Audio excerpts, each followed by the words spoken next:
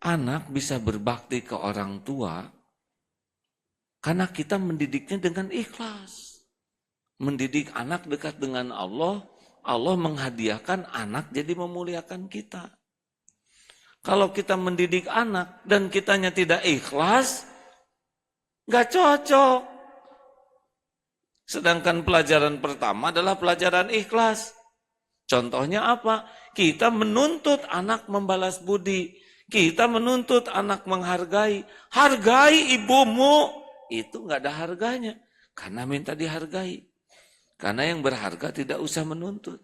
Bismillahirrahmanirrahim. Bismillahirrahmanirrahim.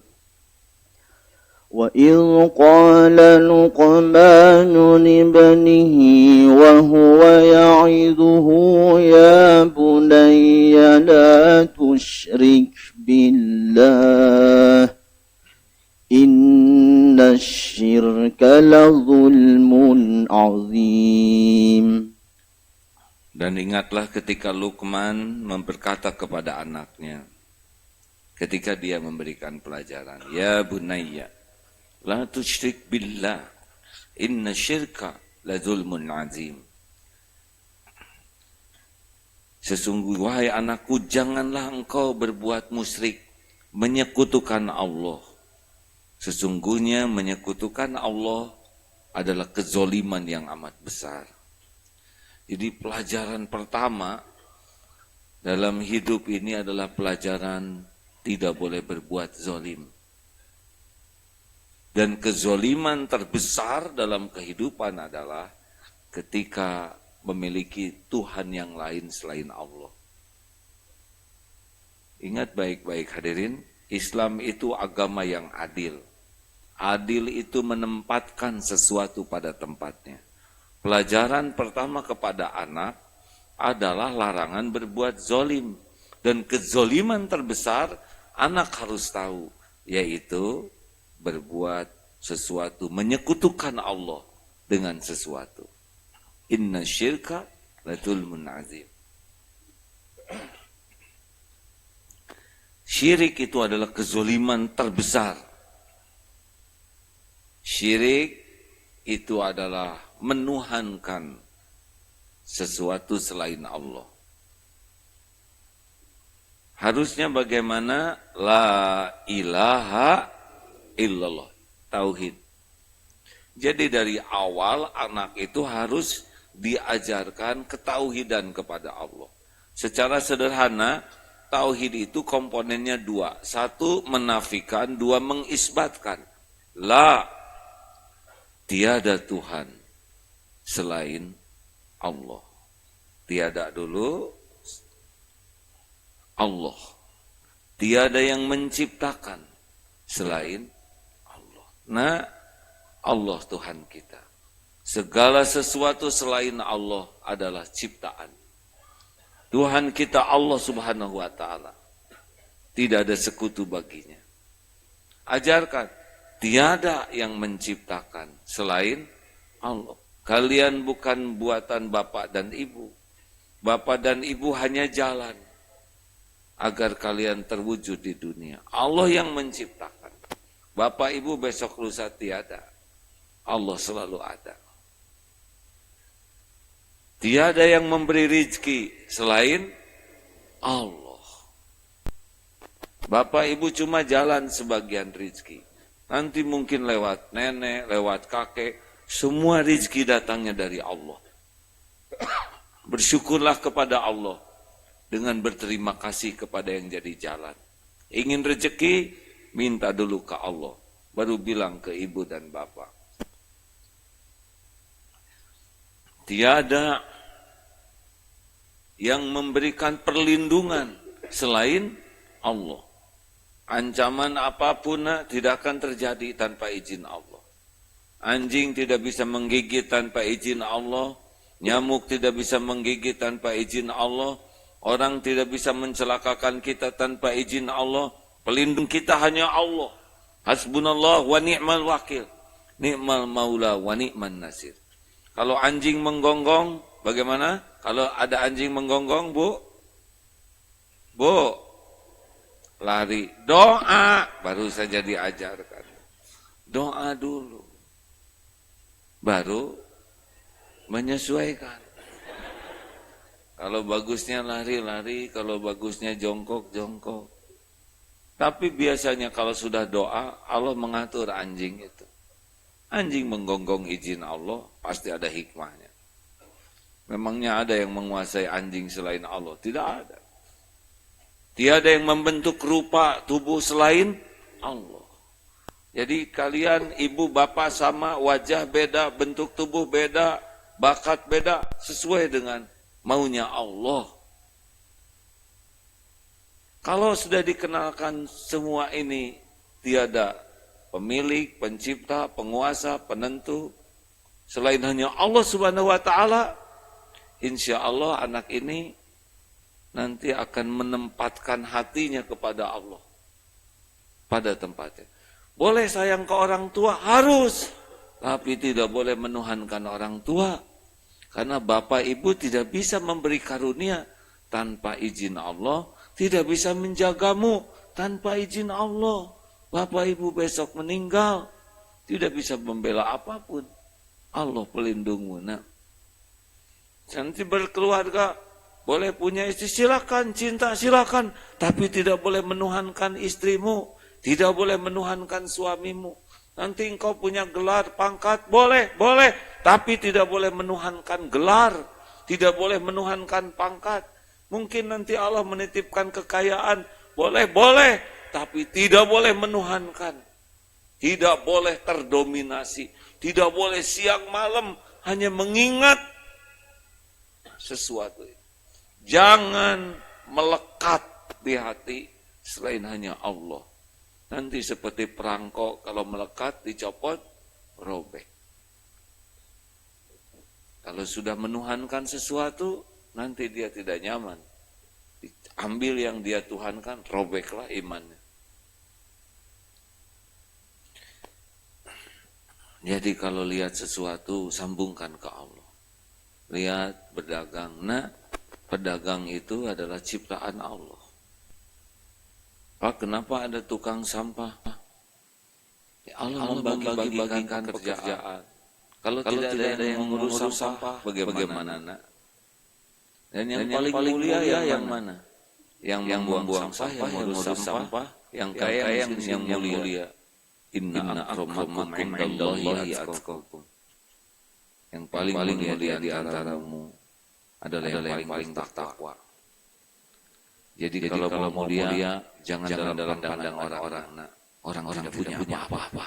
Bapak, itu ada yang menghina Bapak. Yang menghina bukan Tuhan kita. Jangan takut, nak. Rasulullah yang mulia juga ada yang menghina. Tuhan kita adalah Allah. Yang angkat derajat adalah Allah. Yang membagikan karunia adalah Allah. Yang menghina ada amal bagi kita. Amal apa? Satu, ladang amal bersyukur, karena bukan kamu yang jadi penghina. Ladang amal belajar supaya kita tidak menghina orang. Ladang amal memaafkan. Ladang gugur dosa, karena boleh jadi kita menghina dan sekarang ini penggugurnya. Ladang amal ihsan, supaya kita bisa berbuat baik kepada orang yang buat buruk. Jangan takut. Susah ngomong dari anak. Bapak ibunya juga ngerugir.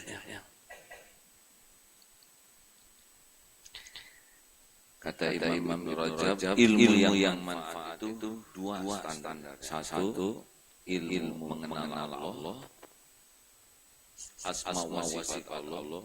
Yang kedua, ilmu mengenal apa yang Allah sukai dan yang tidak Allah sukai. Ini supaya tidak jadi syirik, harus mengenal ke Allah dulu. Dari kecil harus ditanamkan, jangan ria. Kenapa? Ria itu syirik khafi, syirkul asghar, sama. Namanya syirik. Orang yang suka dipuji orang lain itu sudah menyekutukan Allah dengan penilaian orang, mencari kedudukan di sisi orang. Sudah sering kita bahas. Tiga yang dihisab dari awal, paling awal adalah mujahid yang merasa sudah berjuang, berperang, terbunuh di medan perang, lisannya ngaku berjuang lillahi ta'ala. Allahu alimun bidati sudur. Dusta kamu berjuang bukan karena Allah, tapi karena ingin dipuji, dianggap sebagai pahlawan, dan sudah dapatkan di dunia. Ini hadis sahih. Diseret, terlungkup, masuk neraka. Bukan kurang beraninya, bukan kurang berjuangnya, bukan kurang pengorbanannya. Yang fatal adalah satu hatinya menuhankan pujian makhluk. Sama yang belajar agama dan mendakwahkannya, belajar Quran dan membacanya, ada yang ke neraka. Bukan kurang banyak ilmu agamanya, bukan kurang hebat dakwahnya, tapi hatinya menuhankan kedudukan di sisi makhluk, pengen dipuji, pengen dihargai, pengen dikagumi. Jadi pelajaran paling awal untuk anak adalah pelajaran untuk tidak riya. Dan kami perintahkan kepada manusia agar berbuat baik kepada kedua orang tuanya. Ibunya yang telah mengandungnya dalam keadaan lemah dan bertambah-tambah, dan menyapihnya dalam usia 2 tahun. Bersyukurlah kepadaku dan kepada kedua orang tuamu. Hanya kepadakulah kembalimu. Pelajaran kedua untuk anak, sesudah belajar untuk tidak menyekutukan Allah, termasuk diantaranya ikhlas. Pelajaran ikhlas itu pelajaran pertama. Baru pelajaran berbakti kepada orang tua, berbuat baik. Ketika ditanya, ya Rasulullah, amalan apa yang paling Allah cintai? As-salatu ala waqtiha, tepat pada waktu. Yang kedua, birrul walidain, berbuat baik kepada orang tua. Hadirin sekalian, di sini disebut juga ibu, bapak kurang disebut. Kepada siapa saya harus berbuat baik ya Rasul? Kepada ibumu. Kemudian ibumu, kemudian ibumu, kemudian baru bapakmu. Gak apa-apa, kita ridho ya. Nggak hamil, nggak melahirkan, nggak menyusui. Bapak nggak usah banyak keinginan. Justru kita harus mendidik anak-anak kita berbakti kepada ibu, walaupun kita ayahnya. Nah, ibu bapak, anak bisa berbakti ke orang tua karena kita mendidiknya dengan ikhlas. Mendidik anak dekat dengan Allah, Allah menghadiahkan anak jadi memuliakan kita. Kalau kita mendidik anak dan kitanya tidak ikhlas, gak cocok. Sedangkan pelajaran pertama adalah pelajaran ikhlas. Contohnya apa? Kita menuntut anak membalas budi.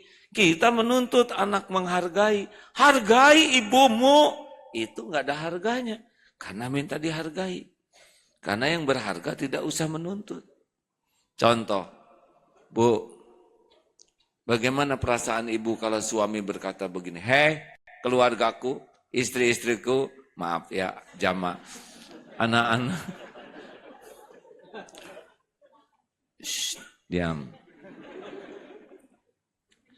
Tahukah kalian harus sadar, bapak yang berjuang untuk keluarga ini. Jerih payah bapak, tetesan keringat. Bapak nih yang membelikan rumah. Bapak yang menyiapkan kendaraan. Kalian sekolah tetesan keringat saya. Ibu beli make up segala. Tas saya, Bu. Saya. Bagaimana perasaan ibu, Bu? Mendengar suami yang banyak membicarakan kebaikannya dan menuntut dihargai. Menjadi senang atau sebel? Sebel. Menjadi enak didengarnya atau enek? Bagaimana Bu? Enek bang, ya. Ibu wajahnya menyesuaikan baru. Enek banget.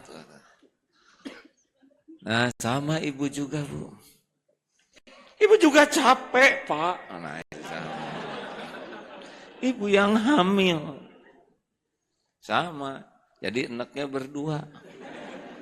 Sekarang ibu ngomong ke anak, ini ibumu, nak. Ini ibumu. Anak udah tahu, Bu. Ibu yang hamil kalian, ibu yang melahirkan kalian, ibu yang menyusui kalian. Kira-kira anak respect nggak, Bu? Enggak bisa. Respect itu dengan keikhlasan, bukan dengan ketidakikhlasan. Jadi, kalau kita ngedidik anak-anak, supaya anak berbakti ke orang tua, tapi kitanya enggak tulus, enggak bisa berbakti itu. Dan SOP-nya juga kitanya salah. Sing ikhlas ngurus anak. Ya. Capek atuh, ya udah jangan anakan. Ya udah berhenti jadi ibu, sok meninggal duluan. Ya. Saya tuh capek jadi lelaki, ya udah tuh jadi wanita sana ya. Udah jalanin aja hadirin. Capek bagi kita penggugur dosa. Tapi keluarga saya susah sekali dididik. Dah bapaknya nggak bener ya. Jangan nyalahin anak-anak. Justru setiap kekurangan dan kesalahan anak adalah ladang evaluasi diri. Jangan-jangan kita dari awal tidak memperkenalkan Allah. Tidak memperkenalkan jalan Allah. Sehingga anak-anak sekarang begini. Ingat cerita ibu-ibu yang anaknya pemabok.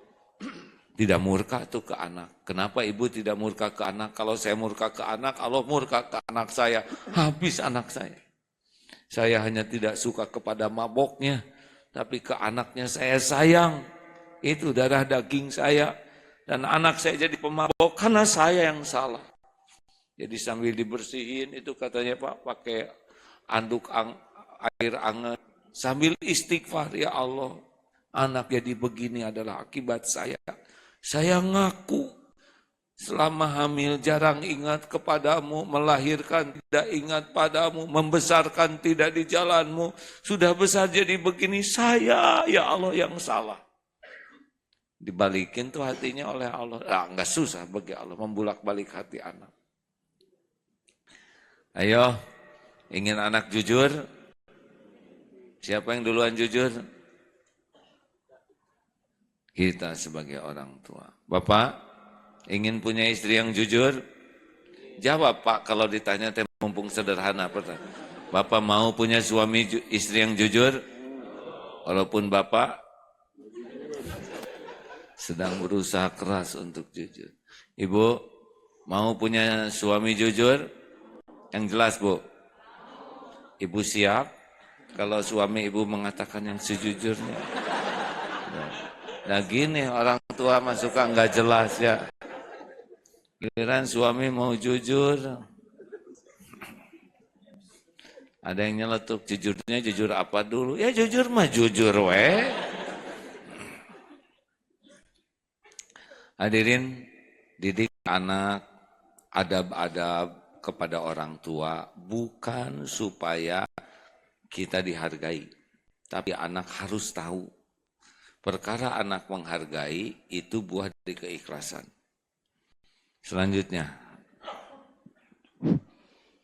Wa in jahadaka ala an tusyrika bima laysa laka bihi ilmun fala tuti'huma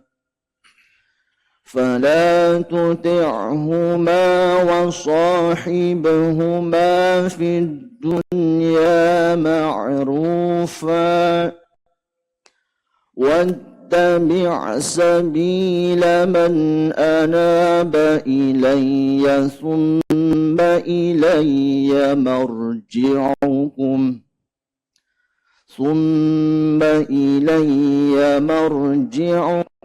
فأنبئكم بما كنتم تعملون. Dan jika keduanya memaksamu untuk menyekutukan aku dengan sesuatu yang tidak mempunyai ilmu tentang itu, maka janganlah engkau menaati keduanya, dan pergaulilah keduanya di dunia dengan baik, dan ikutilah jalan orang yang kembali kepadaku. Kemudian hanya kepadakulah tempat kembalimu, maka aku akan beritahukan kepadamu apa yang telah engkau kerjakan. Bayangkan ini orang tuanya beda akidah, ngajak kepada akidahnya.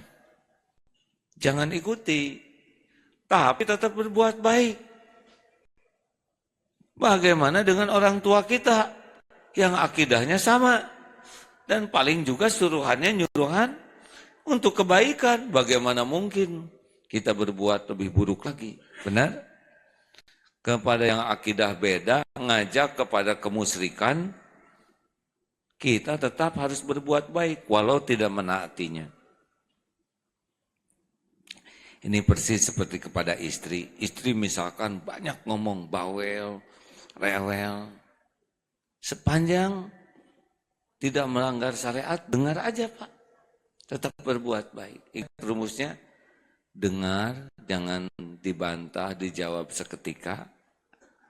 Karena setiap jawaban pasti mengundang jawaban lain yang lebih panjang. Dan jangan dimasukkan ke hati, udah gitu aja. Dan nanti kita sakit hati, dia udah lupa dengan kata-kata yang menyakitinya. Terus berbuat baik Pak. Ya Pak? Manfaatkan nasihat ini sebaik-baiknya. Siapa tahu pulang dari sini ada prakteknya. Dari mana aja Pak? Kenapa telat begini? Ya Bu, saya berusaha pulang telat tapi macet. Macet, semua orang sudah tahu macet. Tapi Bapak harus, insya Allah ke depan lebih baik. Udah berapa kali ngomong ke depan lebih baik dulu? Insya Allah. Astagfirullahaladzim. Istighfar di hati Pak tobat. Diam, aman. Udah jernih, reda, beres ya. Sibuk dengan berbuat baik yang lain. Jangan dendam. Ini kepada orang tua, mengajak kepada kemusyrikan, tetap harus berbuat baik. Hadirin sekalian, saya melihat beberapa YouTube tentang mu'alaf yang orang tuanya kaget, marah, mengucilkan. Tapi anak ini tetap berbuat baik. Karena sayang ke orang tua, ingin orang tua juga dapat hidayah. Bayangkan hadirin, orang yang tidak tahu Islam tadi hampir ada 5 gitu, mu'alaf di Belanda, di Korea, di Jepang, di Amerika dan di Selandia Baru yang lihat itu di YouTube. Berat sekali bagi mereka itu. Tidak tahu informasi tentang Islam selain dari media dan medianya anti-Islam. Baru tadi disimak yang di Belanda itu yang partai yang sangat benci ke Islam, yang akhirnya dia jadi Islam dan dakwah juga. Waduh, itu berlipat-lipat dibencinya. Tetapi karena dia berpikir mereka benci ke Islam karena nggak tahu Islam itu apa. Seperti halnya saya dulu benci ke Islam. Mau masuk ke masjid itu kan perasaannya mau dibunuh hadirin. Tapi masuk ke masjid disambut oleh imam dengan penuh ketulusan. Wah, ini strategi nih. Tapi dia tidak bisa melupakan tatapan imam yang ini jujur ini. Ini jujur. Dan gak bisa dipungkiri hadirin. Dan Allah yang membulak-balik hati. Dia berusaha memerangi, enggak mungkin. Ini salah nih, saya tersesat nih. Tetapi panggilan hati, datang lagi. Akhirnya jadi mu'alaf dan dakwah. Dan dia membayangkan orang-orang non-Islam lain itu seperti dia sebelumnya yang hanya mengkonsumsi informasi yang salah. Harusnya memberitahu. Nah mungkin seperti inilah.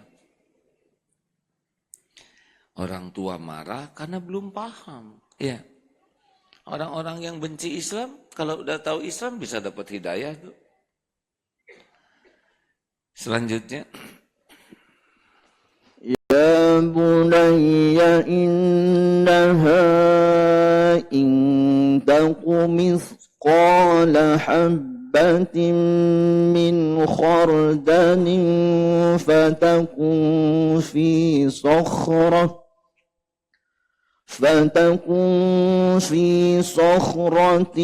أو في السماوات أو في الأرض يأت بها الله إن الله لطيف خبير.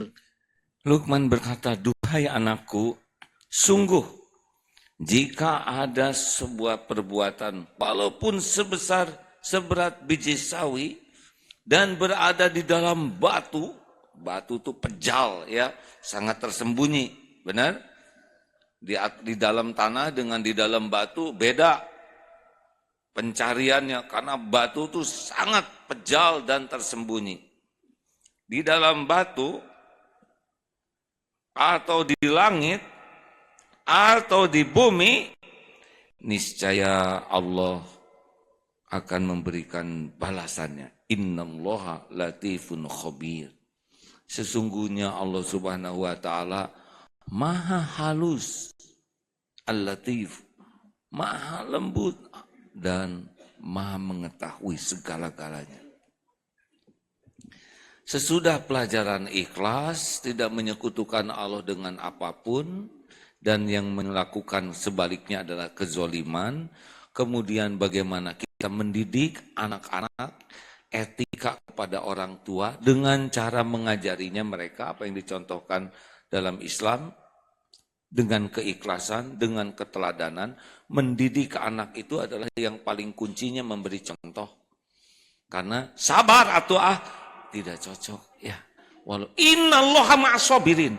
Begitulah hadirin sekalian ya. Jadi yang disebut mengajari anak berbakti ke orang tua itu adalah kitanya jadi orang tua yang benar. Berikut juga bagaimana adab-adab Islam kepada orang tua. Baru yang ketiga adalah mengajari ini nih, bahwa setiap perbuatan ada balasannya. In ahsantum li anfusikum wa in asatum falaha. Berbuat baik dimanapun kapanpun ada balasannya. Berbuat buruk sehalus apapun ada balasannya. Tidak ada tempat yang tersembunyi. Tidak ada WA yang tidak diketahui Allah. Walaupun ibu ditutup selimut, tetap bercahaya. Karena WA-nya nyala. Tidak ada pacaran yang tidak diketahui Allah. Tidak ada bisik-bisik yang tidak didengar Allah. Kalau orang sudah seperti ini, yakin bahwa semua perbuatannya sehalus apapun diketahui Allah dan ada balasannya, dia sulit berbuat maksiat. Ini pelajaran ketiga nih. Nah, bapak ibu enggak lihat, guru enggak lihat, Allah maha melihat nak. Kalau berbuat buruk, mungkin enggak ada yang lihat, tapi Allah lihat. Itu akan membuat engkau celaka. Kalau engkau berbuat baik, walaupun enggak ada yang melihat, enggak ada yang menghargai, Allah pasti lihat nak. Allah pasti balas. Coba jawab anak-anak, ada orang, tidak ada orang, Allah ada tidak? Hadirin, walaupun bapak sudah sepuh, tetap anak kan, anak-anak orang, ya kan? Seperti kamu naik anak onta aja, wah masa naik anak onta? Onta aki-aki anak siapa? Bagaimana? Anak-anak, ada orang, tidak ada orang, Allah ada tidak? Orang lihat, orang tidak lihat, Allah lihat tidak? Adakah sesuatu yang luput dari penglihatan Allah? Adakah sesuatu yang tidak diketahui Allah? Jawab. Adakah tempat yang tersembunyi bagi Allah? Adakah strategi yang tidak diketahui Allah? Adakah siasat yang tidak dipahami oleh Allah? Semuanya nyata bagi Allah Subhanahu wa taala. walaupun rapat gelap, di ruangan gelap gulita, sampai tidak bisa melihat satu sama lain. Dan mereka bisik-bisik, sampai nggak kedengaran apa yang dibisikinya. Ini rapat ngaco hadirin. Adakah yang tersembunyi bagi Allah? Semuanya jelas. Bahkan apa yang terlintas di lubuk hati paling dalam sekalipun Allah tahu. Lirikan mata, apa yang dikandung di balik setiap lirikan mata juga Allah tahu. Bicara, apa yang dikandung di dalam tersembunyi di balik untaian kata-kata, itu juga Allah tahu. Semuanya nyata bagi Allah dan ada balasannya. Faman ya'mal mithqala dzarratin khairan yarah wa may ya'mal mithqala dzarratin syarran yarah. Apa efek dari keyakinan ini? Efeknya anak jadi dia ikhlas dalam melakukan apapun kebaikan. Ada orang nggak ada orang sama saja. Dan efek lainnya tercegah dari perbuatan maksiat karena tidak ada yang tersembunyi dan yakin ada balasannya. Alhamdulillah. Anak siapa ini? Anak orang pasti hadirin. Enggak, ini harus jelas dulu orang tuanya. Bapak orang tuanya, alhamdulillah. Ini lagi nyari apa Pak? Walaupun ditutup matanya, dia akan bisa mengetahui bapaknya, ibunya juga.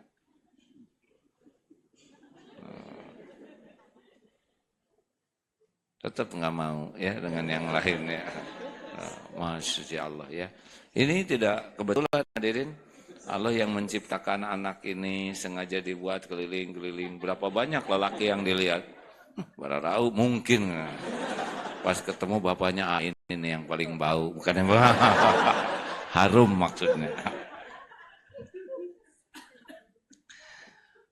Ini adalah sifat rahmat Allah ya. Bagaimana mungkin anak seperti ini? Siapa yang ngajarin? Allah lah yang memperkenalkan. Kenapa kan sama lelaki atau yang ini lah ya. Tapi tidak, Allah lah yang menyambungkan hati. Maha suci Allah. Nah lihat gini-gini kalau nggak nyambung ke Allah rugi. Bapak orang tuanya Pak? Pernah mendesain anak seperti ini Pak? Enggak, sama sekali. Atau ngurus dalamannya gitu? Enggak, paling pakai popok. Hah? Mau ke saya? Bukan saya bapaknya. Alhamdulillah. Baik, selanjutnya. Ya bunayya aqimis salata wa'mur bil ma'rufi wanha 'anil munkari wasbir 'ala ma asabak. Inna dzalika min azmil umur. Wahai anakku, laksanakanlah sholat, dirikanlah sholat, dan suruhlah manusia berbuat yang ma'ruf, serta cegahlah mereka dari yang mungkar, dan bersabarlah. Dengan apa yang menimpamu, wasbir ala ma asabak. Inna dzalika min azmil umur. Dan sesungguhnya yang demikian termasuk perkara yang penting. Baru ternyata pelajaran keempat adalah sholat. Satu paket. Sholat, amar ma'ruf nahi mungkar, sabar.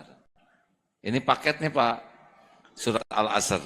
Sesudah amanu wa amilus sholihat wa tawassaw bil haqq wa tawassaw bis sabr. Jadi anak tuh belajar sholat baik, penting. Tapi ada yang lebih penting, memperkenalkan Allah dulu. Sehingga kalau anak sudah tahu bahwa ini adalah kembali kepada dirinya, anak akan punya rasa berbeda. Bahwa sholat itu adalah kepentingan dia. Benar? Selama ini anak-anak sholat kan kepentingan orang tua. Jadi sholatnya juga kalau disuruh. Kenapa? Ada yang kelewat. Memperkenalkan, nak, Allah yang menggenggam dirimu. Tanpa pertolongan Allah nggak bisa apa-apa.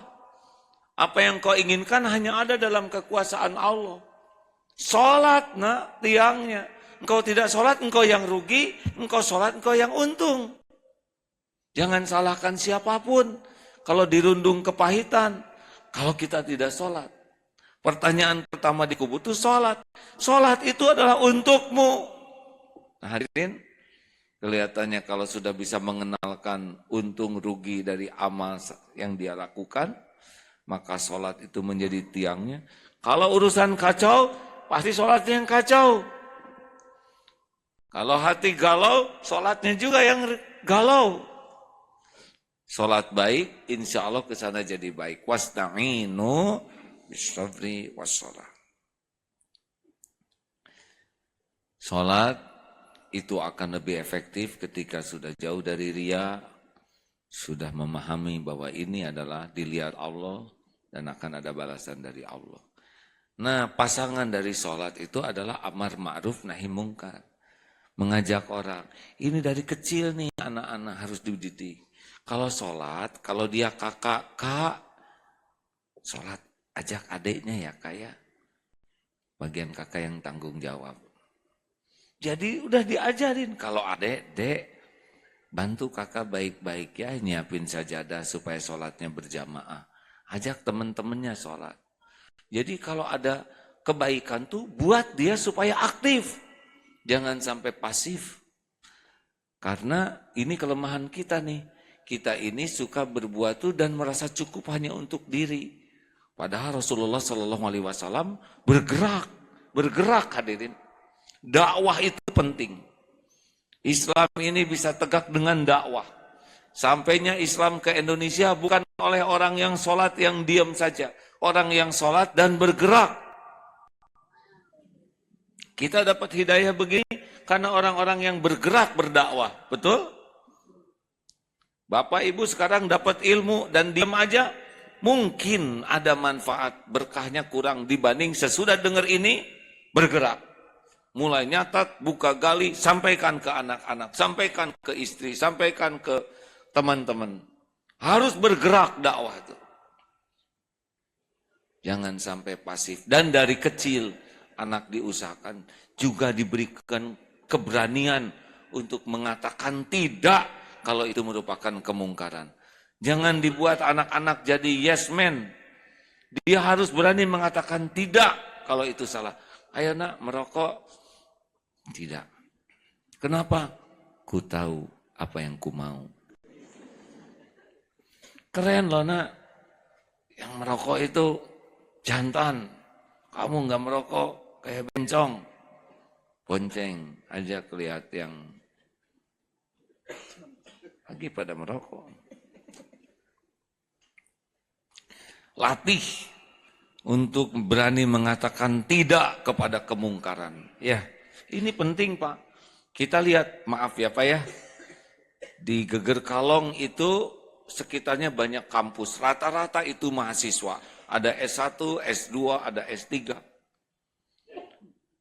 Tapi kalau lihat motor parkir sembarangan, sedikit sekali orang yang berani mengatakan, Pak, maaf, ini motor terlalu tengah, kita pinggirkan.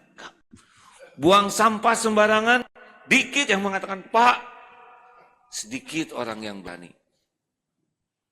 Dia tidak buang sampah, tapi lihat orang buang sampah, belum tentu dia berani menolak. Maaf, AA ada pengalaman waktu takdirnya diundang dakwah di Australia. Mencari sekolah-sekolah Islam. Ada sekolah Islam perasaan di Indonesia nih, langsung pasang video mereka. Tiba-tiba ada seorang guru yang stand up bahasanya. Maaf, tolong dimatikan sekarang juga. Di sini tidak diizinkan untuk merekam. Orang tua murid juga belum tentu ada yang rela anaknya direkam. Dan mohon dipastikan dihapus sekarang juga. Sopan, tegas, langsung ngerempot saya Pak. Itu stand up. Kita dikit sekali anak-anak yang punya keberanian untuk stand up seperti itu. Benar? Lihat orang buang sampah, nggak berani kita. Lihat orang merokok, buang puntung, diam saja. parkir sembarangan diam, karena kita juga parkir di sebelahnya, sama-sama sembarangan. Sedikit Pak, yang berbuat baik agak lebih banyak, tapi yang melarang orang berbuat jelek. Saya jadi suka ingat ke waktu jenguk dulu Habib Rizik di rumah sakit zaman dulu tuh. Katanya. Kita sama-sama dakwah, bagi-bagi tugas. Bagian nanam bibit, saya bagian ngebasmi hama. Gitu. Lebih berat ngebasmi hama. Karena banyak yang mau ngebasmi juga ya. Tapi saya juga berat ya. Buktinya waktu tahun 2006 akhir itu, apa salahku yang sah menurut agama, sah menurut negara, tidak zina, tidak selingkuh, tetap dibully 7 tahun. Nasi kebuli tadi barokah. Kalau nggak dibully, nggak keluar ilmu tauhid ini. Nah dulu mah lebih banyak topeng. Nah hadirin sekalian, dan siapapun yang mau melakukan sholat, dakwah, ada satu paket lain yang nggak bisa misah, sabar. Kalau tidak sabar, nggak ada sholat sunnah. Orang yang mau sholat sunnah itu yang sabar, selebihnya nggak belecet aja. Tidak ada tahajud bagi orang yang tidak sabar. Nggak ada duha tuh. Nggak ada ke masjid, dia kuat. Jogging 5 km.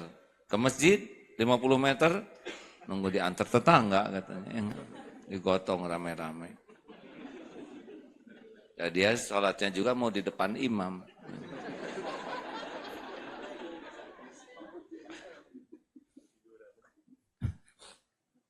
Mau sholat di depan imam, itu the end. Harus sabar. Termasuk dakwah. Ada soli, orang yang soli itu orang yang sibuk memperbaiki diri. Banyak yang suka. Tapi muslih, orang yang sibuk memperbaiki diri dan ngajak orang lain jadi baik, udah pasti ada yang gak suka tuh. Maka tidak usah heran Ustadz Abdul Somad yang ngajak kepada benar. Ustadz Abdul Somad tuh salah satu ulama idola saya ya.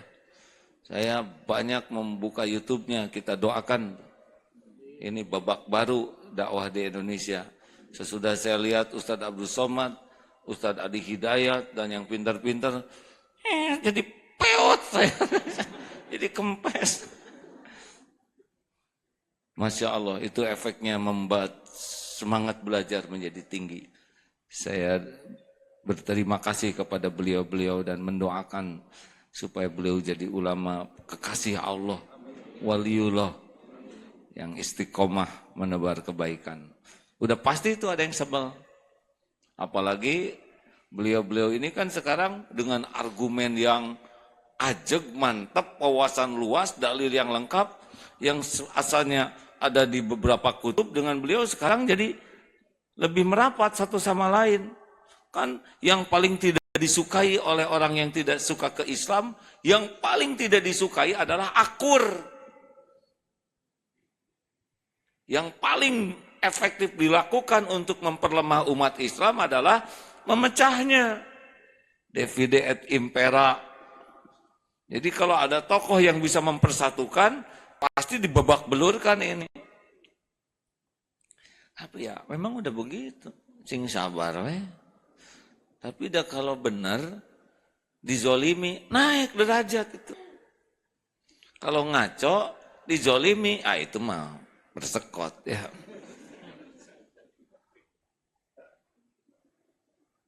Jelas hadirin? Apa arti sabar teh? Menahan diri, mengendalikan diri, sampai tindakan kita itu di jalan yang Allah sukai. Sing salabar ya, sabar itu bukan pasif. Sabar itu adalah kegigihan, menahan diri, mengendalikan diri, sehingga apa yang kita lakukan, kita katakan adalah sesuatu yang Allah sukai. Itulah kesabaran. Jadi sabar itu bukan tanda kelemahan, tapi tanda kekuatan. Seperti mau marah, tahan, sampai dia milih kata-kata terbaik yang paling disukai Allah. Padahal dirinya luka berat hatinya. Nah, itu sabar. Suami yang tadi sabar, ya. Masih ingat cerita yang memarahi suami di zaman Umar bin Khattab? Suami dimarahi istrinya, panas. Kamu ngomong kayak gitu, saya laporkan kepada Amirul Mukminin. Pergi tuh ke Amirul Mukminin. Pas sampai di pintu, bunuh. Ternyata beliau sedang dimarahi istrinya, Pak. Tapi Amirul Mukminin Umar bin Khattab, pemberani, perkasa, lelaki sejati, mukmin sejati, tahu bagaimana bersikap ke istri. Tenang, weh.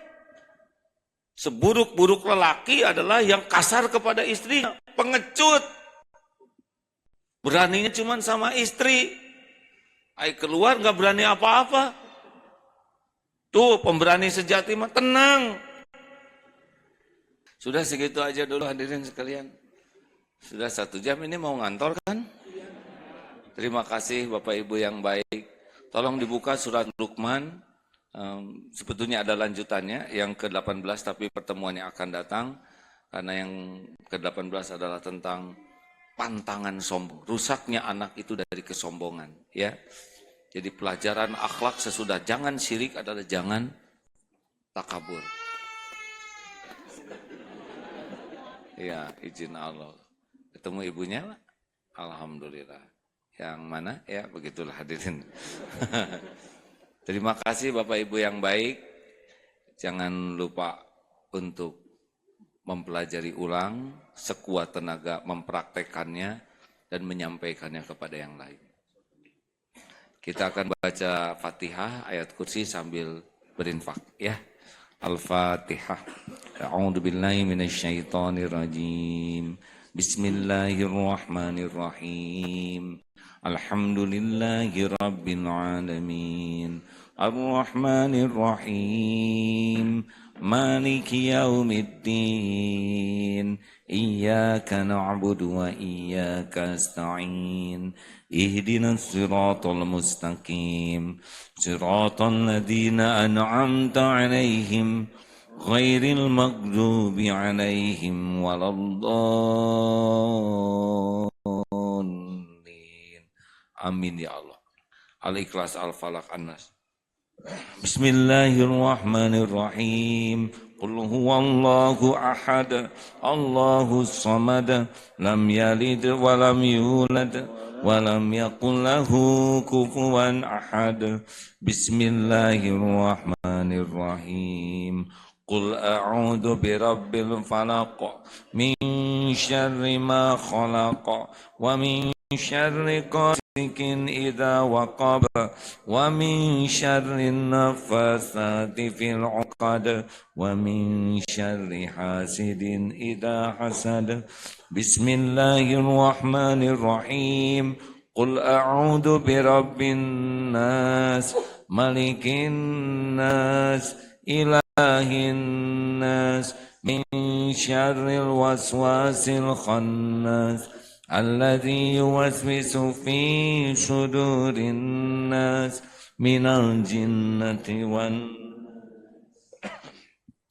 Allahumma salli wa sallim wa barik ala Sayyidina Muhammad wa ala alihi wa ashabihi ajma'in. Alhamdulillahi rabbil alamin. Ya Allah, ya Rahman, ya Rahim, irhamna. Ya Hayyu, ya Qayyum, birahmatika nastaghits. Duha yang maha menatap, berkahi majelis ini ya Allah. Catatkan pertemuan ini pertemuan penuh ampunan dan kasih sayang-Mu. Ampuni sebusuk apapun hidup yang pernah kami jalani ya Allah. Ampuni sehitam dan sekelam apapun masa lalu kami. Ya Allah, ampuni semua kemusyrikan kami. Allahumma inna na'udzubika min an nusyrika bika syai'an na'lamu wa nastaghfiruka lima la na'lamu. Ya Allah, kami berlindung kepadamu dari menyekutukan Engkau dengan apa-apa yang kami tahu, dan kami mohon ampunanmu dari apa-apa yang tidak kami tahu. Allahumma gfir lana wali walidina warhamhum kama rabbawna shighara. Duhai Allah yang maha menatap, Engkau tahu semua kelakuan kami kepada orang tua. Ampuni ya Allah semua kedurhakaan kami, perbuatan buruk kami kepada ibu bapak yang sengaja, yang tidak sengaja. Ampuni dan sayangi orang tua kami. Muliakan ya Allah. Karuniakan husnul khotimah. Sempurnakan ganjarannya. Jadikan semua kebaikan yang kami lakukan mengalirkan pahala bagi ibu bapak kami. Ya Allah, Rabbana atina min ladunka rahmah wa hayyi lana min amrina rasyada. Rabbana hab lana min azwajina wa dzurriyyatina qurrata a'yun waj'alna lil muttaqina imama. Karuniakan kepada kami rumah tangga yang berkah. Jadikan pendamping hidup kami orang yang Engkau ridhoi ya Allah, yang menguatkan iman kami, menguatkan amal kami ya Allah. Titipkan kepada kami keturunan yang soleh, soleha, hafiz, hafizah. Berikan kesanggupan kami menjadi orang tua yang amanah. Lindungi keturunan kami dari kedurhakaan, dari kehinaan dunia wal akhirat. Rabbana atina fid dunya hasanah wa fil akhirati hasanah wa qina azabannar. Allahumma ighfir lil mu'minina wal mu'minat wal muslimina wal muslimat al ahya'i minhum wal amwat. Allahumma a'izal Islam wal muslimin. Allahumma ansur mujahidin fi kulli makan. Fi Palestina. Ya Allah, tolonglah saudara kami yang sedang dizalimi dimanapun. Khususan saudara kami di Palestina, ya Allah. Engkau menyaksikan segala-galanya, ya Allah. Engkau menggenggam segala-galanya. Engkau penguasa segala-galanya. Jangan biarkan kaum Palestina teraniaya. Lepaskan dari penjajahan, ya Allah. Ya Allah, lepaskan Al-Quds dari kaum Yahudi. Ya Allah, ya Arhamar Rahimin, berikan kesempatan kami berbuat yang terbaik bagi agamamu, bagi umatmu, bagi bangsa ini. Rabbana atina fid dunya hasanah wa fil akhirati hasanah wa qina adzabannar. Subhana rabbika rabbil izzati amma yasifun. Wassalamun alal mursalin walhamdulillahi rabbil alamin. Doa akhir majelis. Subhanakallahumma wa bihamdika asyhadu alla ilaha illa anta astaghfiruka wa atubu ilaik. Walhamdulillah. Assalamualaikum warahmatullahi wabarakatuh. Bismillahirrahmanirrahim.